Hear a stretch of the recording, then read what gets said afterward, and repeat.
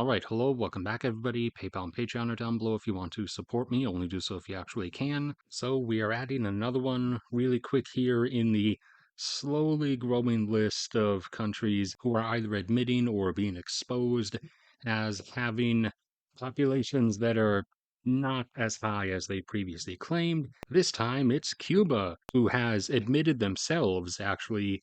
Their National Statistics Office has actually publicly stated that the population is in reality 10%, or rather over 10% less than it was previously believed to be, as it peaked up over 11 million, somewhere around there, and was gradually heading on its way down as they've had sub-replacement fertility rates for a while.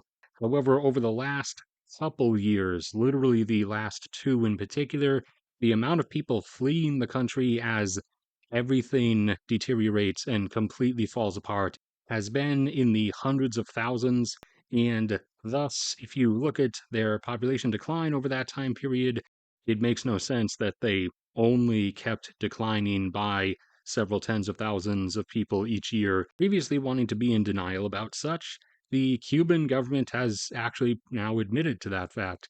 Over a million people have fled the country, and that instead of the 11 or just above 11, somewhere between 11 and 11.1 million people that the population was previously, before this, believed to be at, it is actually, according to them themselves, only about 10 million. The majority of the abrupt population nosedive coming from the hundreds of thousands of people fleeing the country.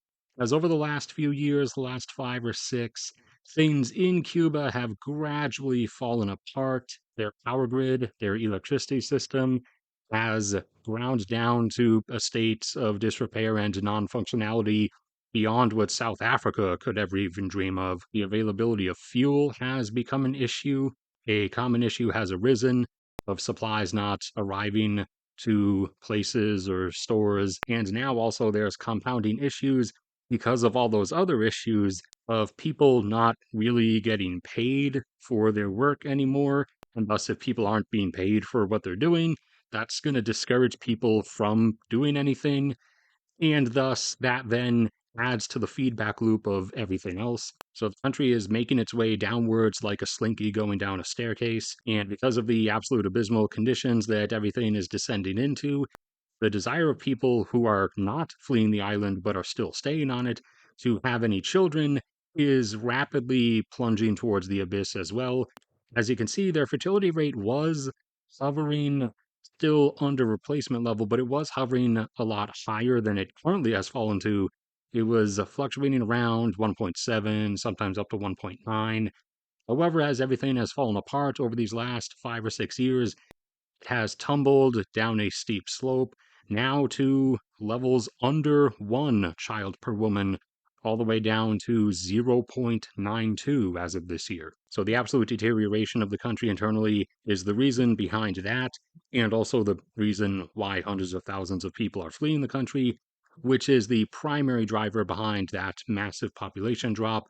Although the fact that their fertility rate is now falling so low, and so few new children are going to be being born under these conditions, even if people stopped leaving the island, the population would still keep going downwards by a decent degree, just not this quickly. All right, that's it for this one. So thank you everybody for sticking around and listening.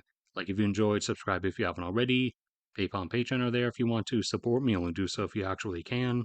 There's a link in the description to a free access Google Drive with docs containing all kinds of graphs, charts, data compilations. The link to my cat's channel will be in the top pinned comment as well. May God bless and protect all of you, and I will see you all around next time.